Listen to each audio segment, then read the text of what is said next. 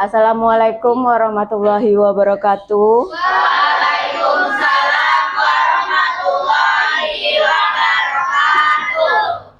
Alhamdulillah kita bisa lakukan pertemuan tatap muka. Di pertemuan ke-11 ini, ada yang tidak hadir? Hadir semua?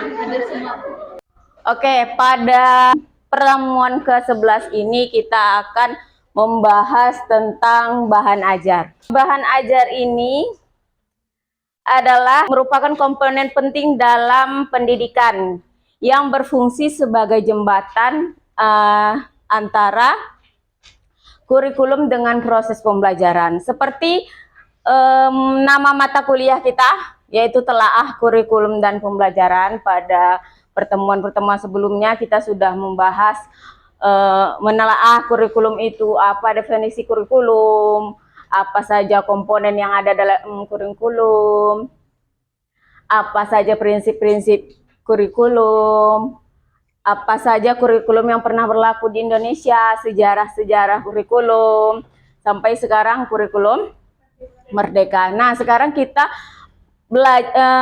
mempelajari tentang bahan ajar. Bahan ajar ini termasuk dalam pembelajaran. Makanya kemarin kita telaah kurikulum. Pada pertemuan-pertemuan awal kita membahas telaah kurikulum.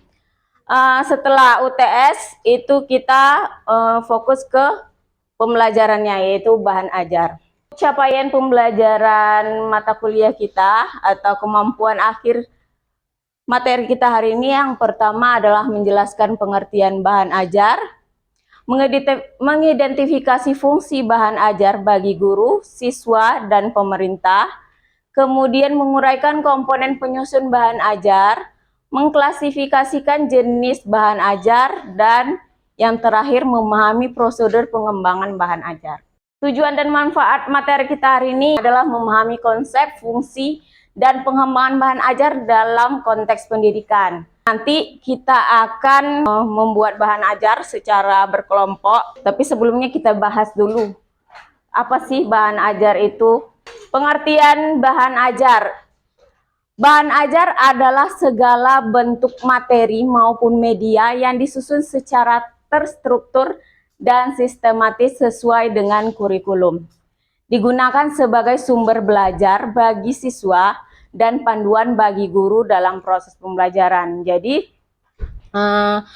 bahan ajar ini bukan hanya sumber belajar untuk siswa, tapi dia juga sebagai panduan bagi guru dalam proses pembelajaran. Nah, ini fungsi bahan ajar. Fungsi bahan ajar itu ada fungsi bagi gurunya, ada fungsi bagi siswa, kemudian ada fungsi bagi pemerintah. Apa saja yang harus ada dalam bahan ajar? Nah, ini komponen-komponen yang harus ada. Yang pertama itu ada petunjuk belajarnya, kemudian kompetensi yang ingin dicapai. Nah, makanya beda antara bahan ajar dengan media pembelajaran. Kalau bahan ajar itu harus ada kompetensi yang akan dicapai, jadi dia sesuai kurikulum yang berlaku saat itu. Kalau di bahan ajar, kalau media tidak. Media itu alatnya. Kalau media bisa menggunakan video, bisa menggunakan PowerPoint. Tapi kalau bahan ajar itu mencakup itu semua juga, tapi bedanya kalau di bahan ajar ada kompetensi yang akan dicapai, tertulis di dalam bahan ajar itu. Kemudian informasi pendukungnya, kemudian latihan-latihan, kemudian petunjuk atau lembar kerja. Nah, di bahan ajar harus ada LKPD kalau untuk siswa. Kemudian evaluasi. Oke, kita lanjut ke jenis-jenis bahan ajar. Nah, ada 4 jenis bahan ajar. Yang pertama itu bahan ajar cetak, kemudian bahan ajar dengar atau audio, selanjutnya bahan ajar pandang dengan dengar, jadi audiovisual, dan bahan ajar interaktif. Nah, sekarang kita fokusnya ke bahan ajar yang cetak. Itu ada buku teks, ada handout, ada modul, dan ada lembar kerja siswa. Kita lihat dulu contoh-contoh bahan ajar. Nah, ini contoh bahan ajar. Ini berupa buku teks ini. Bahan ajar IPAS kelas 5 bab 6. Ada kata pengantarnya. Nah, di daftar isi ada pendahuluan, ada materi pokok dan tujuan pembelajaran. Nah, ingat tadi di komponen bahan ajar. Komponen bahan ajar ada 6 tadi, apa saja? Petunjuk, kompetensi yang akan dicapai. Nah, ini dia materi pokok dan tujuan pembelajarannya. Kemudian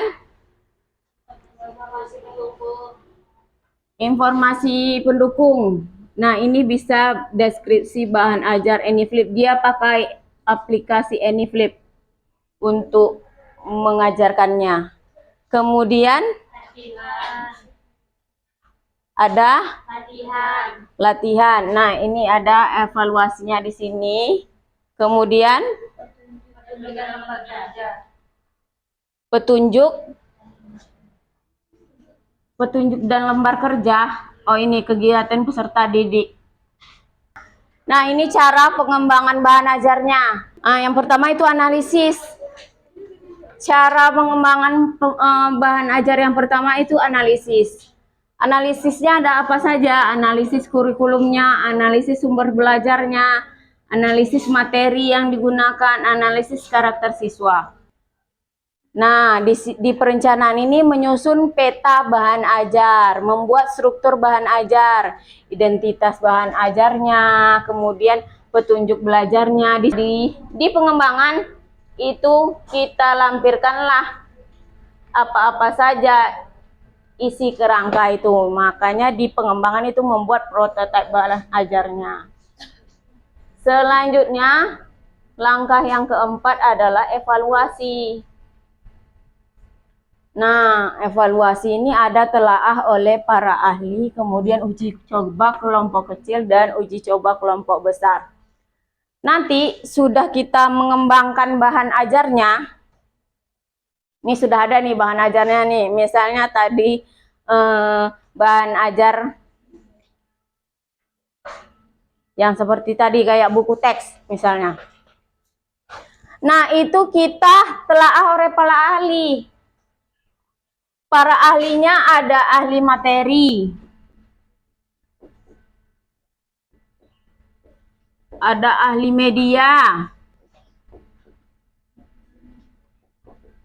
ada ahli bahasa ajarnya. Kemudian setelah direvisi, diuji cobakan ke kelompok kecil. Diuji cobakan dulu ke kelompok kecil.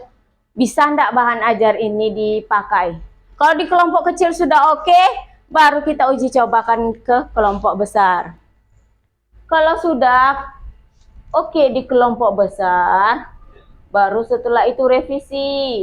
Sampai sini ada yang mau ditanyakan? Kalau enggak berarti udah ngerti kan?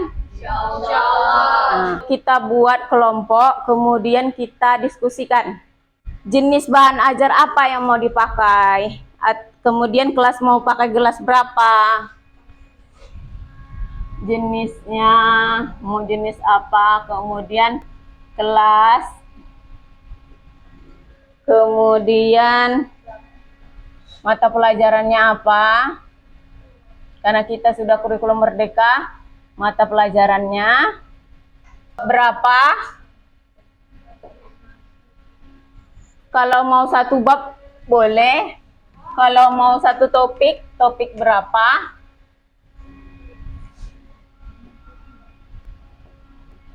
Kita bagilah kelompoknya, hitung aja 1, 2, 3, 4, 5, berarti yang satu kelompok 1, yang dua kelompok 2, yang tiga kelompok 3. Dari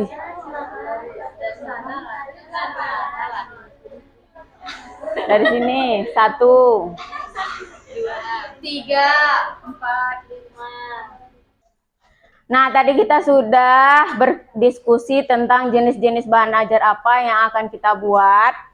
Nah, minggu depan kita akan mencoba membuat kerangka bahan ajarnya. Nah, didiskusikan ini aja dulu. Jenisnya, kelasnya, mata pelajaran yang mau diambil, boleh P5, boleh mata pelajaran SD, babnya sama topiknya. Nah, silakan duduknya berkelompok dulu. Iya.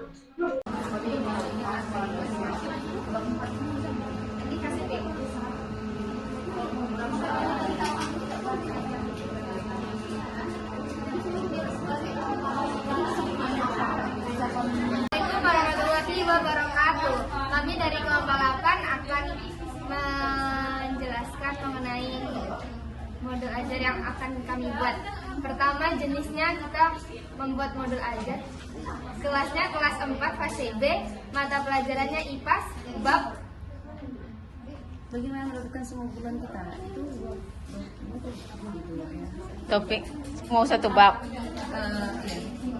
ya itu satu pertemuan gitu. Kalau untuk dalam satu pertemuan itu mau nggak? Satu topik lah, masa satu pertemuan. Satu topik. Ya satu bab gitu sih, Bu. Iya. Dia pengen Satu bab banyak tuh. jamnya banyak sekali. Ya nggak apa-apa kalau mau banyak. Satu bab sama satu topiknya. Ya. Satu topik sih. Topiknya tentang nilai-nilai sosial. Terima kasih. Wassalamualaikum warahmatullahi wabarakatuh.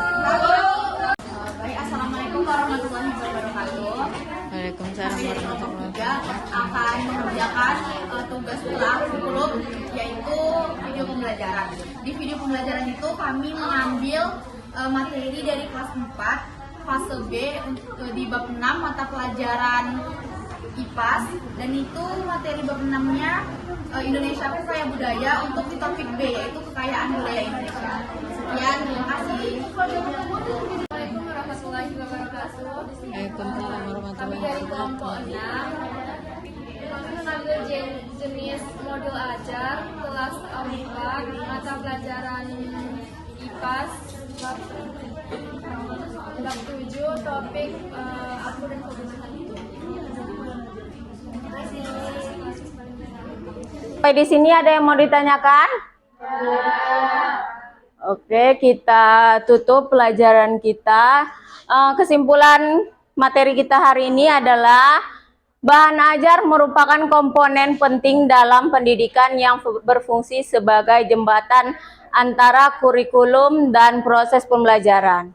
Bahan ajar tidak hanya sebagai materi, tetapi juga alat yang membantu guru mengembangkan strategi pengajaran dan siswa belajar secara mandiri. Bahan ajar memastikan semua siswa memenuhi standar pendidikan yang ditetapkan pemerintah dengan memahami komponen, jenis, dan fungsi bahan ajar. Kita dapat merancang pengalaman pembelajaran yang lebih efektif dan mendukung penguasaan kompetensi siswa. Oke, sekian pembelajaran kita hari ini. Wassalamualaikum warahmatullahi wabarakatuh. Waalaikumsalam warahmatullahi wabarakatuh. Terima kasih, Bu. Doakan kami sukses. Amin. Bisa